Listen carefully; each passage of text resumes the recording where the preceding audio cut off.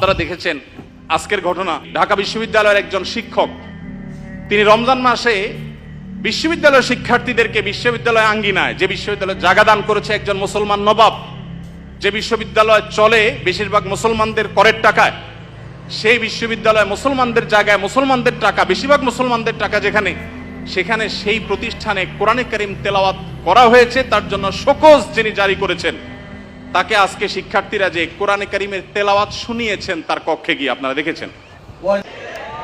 অবাক করা বিষয় কি জানেন, এদেশের এক শ্রেণীর মিডিয়া এটাকে নিয়ে সমালোচনা করে বলছে যে জোর করে কোরআন শোনানো তো ঠিক না। নীতিবাক্য শুনেছেন? জোর করে কোরআন শোনানো ঠিক না, মনে হয় যে জোর করে আয়নাঘরে নিছে। যারা জোর করে আয়নাঘরে নেওয়ার বিরুদ্ধে কোনোদিন একটা শব্দ বলতে পারে নাই, তারা এখন আল্লাহর কালাম শুনাইছে একজন মুসলমান দাবিদার মানুষকে, কোনো হিন্দুকেও শোনায় নাই, সেটার বিরুদ্ধে তারা প্রতিবাদ করতেছে জোর করে কোরআন তেলাওয়াত করা শিখবে। তাহলে জোর করে কোরআন তেলাওয়াত বন্ধ করা ঠিক আছে? রমজানে যখন কোরআন তেলাওয়াত করতে দেওয়া হয় নাই, সেখানে শোকজ জারি করা হয়েছে, সেটা ঠিক ছিল? তাহলে তুমি নিজের বেলায় খুব অধিকারের পরে সোচ্চার, অন্যের বেলায় একেবারে সোচ্চার না। দেখুন, আমাদেরকে মানবাধিকারের কথা বলা হয়, আমরাও মানবাধিকারের কথা বলি, কিন্তু আমরা মানবাধিকার বলতে মিন করি একটা, ওরা মানবাধিকার বলতে মিন করে সমকামিতা, সমকামীদের অধিকার। আমরা বৈষম্য বিরোধী বলতে চাই, সমাজে হিন্দুদের প্রতি কোনো বৈষম্য হবে না, খ্রিস্টানদের প্রতি কোনো বৈষম্য হবে না, নারীদের প্রতি কোনো বৈষম্য হবে না, কারোর প্রতি কোনো বৈষম্য হবে না, হুজুর শ্রেণীপতির বৈষম্য হবে না। দাঁড়িয়ে আছে তাহলে সে চাকরির জন্য অনুপযুক্ত বিবেচনা করা হবে, দায়ের কারণে এই বৈষম্য হবে না। টুপি আছে, হিজাব আছে, সেজন্য সে ভার্সিটিতে চান্স পাবে না বা তার প্রতি বৈষম্যমূলক আচরণ করা হবে, এগুলো থাকবে না।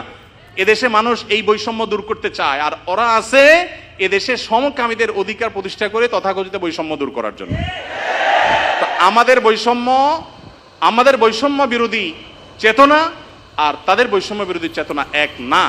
আমাদের বলতে এখানে আমি হুজুর শ্রেণী কথা বলছি না, এদেশের সর্বস্তরের মানুষ যদি গণভোট নেওয়া হয়, সমকামিতাকে এদেশে অধিকার হিসেবে এই বিকৃত যৌনতা চর্চা করে আমেরিকাতে, পৃথিবীর উন্নত দেশগুলোতে যে পরিমাণ ধ্বংস ডেকে এনেছে, সেখানকার রাস্তা রাস্তা অভিভাবকরা নেমেছে প্রতিবাদ করবার জন্য। আপনার একটা ভিডিও, ভাইরাল একটা ভিডিও দেখেছেন, কোন একটা গণমাধ্যমের কোন একটা টকশো বা টেলিভিশনের কোন একটা প্রোগ্রামে বাবার সামনে তার ট্রান্সজেন্ডার একটা মেয়ে আসছে, দেখে ছেলে ছিল সে, সম্ভবত মেয়ে হয়ে গেছে, সেই চিত্র দেখে বাবা যে হাওমা করে কেঁদেছেন, গোটা পৃথিবীর মানুষের বিবেকে আঘাত করেছে।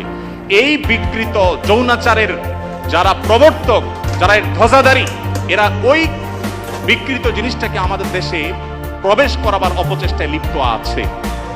এরা জানে না যে এই স্বপ্ন এই দেশের মানুষ আসলে কখনো বাস্তবায়ন হতে দিবে না। ভাইরা আমার, অতএব আমরা যারা দাওয়াতি কাজ করব, সময়ের এই চাহিদাগুলো বোঝার চেষ্টা আমাদেরকে করতে হবে। আমাদেরকে বিভিন্ন নাস্তিক্যবাদ, ধর্মহীনতার দিকে নিয়ে যাওয়া হচ্ছে, এমন এমন শব্দ দিয়ে, মানব ধর্মের কথা বলে। মানুষ হিসাবে আমাদের পরিচয়কে বড় তুলতে হবে, ধর্মীয় পরিচয় বড় বিষয় না। এগুলো সবগুলো হলো নাস্তিকতার প্রথম ধাপ, যেগুলো শোনার পর আমাদের দেশে এক শ্রেণীর সাধারণ মুসলমানরা না বুঝে তারাও সেগুলোকে অ্যাপ্রিসিয়েট করে যে কত সুন্দর কথা, হিন্দু না, বৌদ্ধ না, মুসলমান না, আমার কাছে মানুষ হিসেবে অধিকার চান। আমরা সবাই খুব অ্যাপ্রিসিয়েট করি। দিন শেষে এটা যে নাস্তিক্যবাদের প্রতি আহ্বান, এটা যে তথাকথিত মানব ধর্মের সেই বস্তাপচা সস্তা আহ্বান, এটা আমরা অনেকে বুঝতে পারছি। এই জন্য ভাইরা, যারা দাওয়াতি ফিল্ডে কাজ করবেন, আল্লাহর পথে মানুষকে আহ্বান করবেন, বিচক্ষণতার সাথে এবং দূরদৃষ্টির সাথে এই কাজটা সম্পাদন করতে হবে। এই জন্যই তো প্রশিক্ষণের প্রয়োজন, এই জন্যই শেখার প্রয়োজন, এই জন্যই বোঝার প্রয়োজন। আল্লাহ তাআলা আমাদের সবাইকে সেই যোগ্যতা দান করুন। ভাইরা আমার, যত রকমের ষড়যন্ত্র আছে সেগুলো আমাদেরকে খুব গভীরভাবে উপলব্ধি করতে হবে এবং সেগুলোর বিরুদ্ধে আমাদের প্রত্যেককে সামাজিক সচেতনতা গড়ে তুলতে হবে। এদেশে মানুষ এতটাই ধর্মপ্রাণ যে দ্বীনের কারণে ওলামায়ে কেরামের প্রতি রাষ্ট্রযন্ত্রের কোনো ক্ষেত্রে বৈষম্য কিংবা কোনো ক্ষেত্রে এক শ্রেণীর মিডিয়ার বৈষম্য থাকলেও এদেশের সাধারণ মানুষের অন্তরের গহীনে ওলামায়ে কেরাম অবস্থান করেন।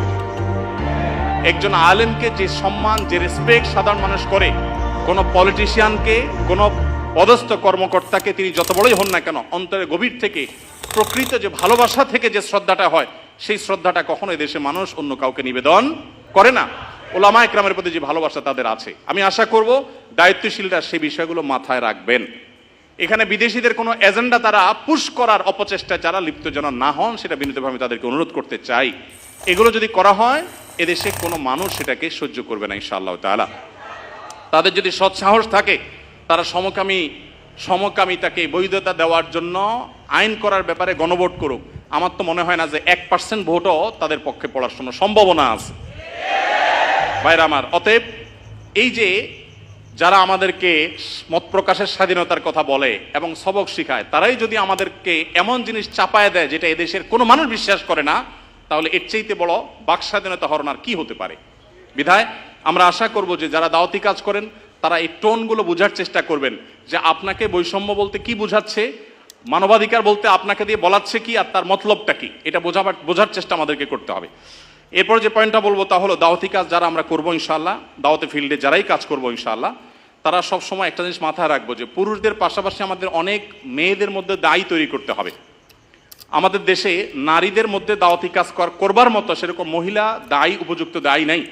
আয়েশা রাদিয়াল্লাহু তাআলার কাছে অন্যান্য মেয়েরা দিন শিখবার জন্য আসতেন। অনেক আলেম আছেন, তার স্ত্রীকে পর্যন্ত তিনি এতটুকু যোগ্যতা গড়ে তোলেন নাই, এতটা যোগ্যতা সৃষ্টি করে দেন নাই যে তিনি আশপাশের মহিলাদেরকে, তার বিল্ডিংয়ে থাকা মহিলাদেরকে অ্যাটলিস্ট দাওয়াতি কাজ করবেন, আল্লাহর পথে আহ্বান করবেন। আমাদের মা বোনদের, বিশেষ করে এদেশে মা বোনদের দিনের প্রতি যে আগ্রহ, যদি আমরা আজকে উপযুক্ত মহিলা দায়ী সেরকম তৈরি করতে পারতাম, এবং অবশ্যই মহিলাদের দাওয়াতি কাজে শরীয়তের যে বাইন্ডিংসগুলো আছে, শারায়েতগুলো আছে, সেগুলো মেনটেন করে যদি করা যেত, এই সমাজের চেহারা পরিবর্তন হয়ে যেত। আমাদের আসুন্নাহ ফাউন্ডেশনে আমাদের মা বোনদের যে অংশগ্রহণ, মা বোনদের যে আগ্রহ ভালো ভালো কাজে, সেটা বেশ অনেকগুলো প্রজেক্টে আমরা দেখেছি পুরুষদের চাইতে অনেক বেশি। আমরা অনেকগুলো ইসলামী জ্ঞানের প্রতিযোগিতা আয়োজন করি, আপনারা জানেন, সেখানে হাজার হাজার মানুষ অংশগ্রহণ করেন। প্রত্যেকবার আমরা দেখি মেয়েরা সবসময় অংশগ্রহণকারীর সংখ্যায় সবচেয়ে এগিয়ে থাকে, এবং ভালো ভালো পুরস্কারগুলো তারাই বেশিরভাগ ক্ষেত্রে জিতে।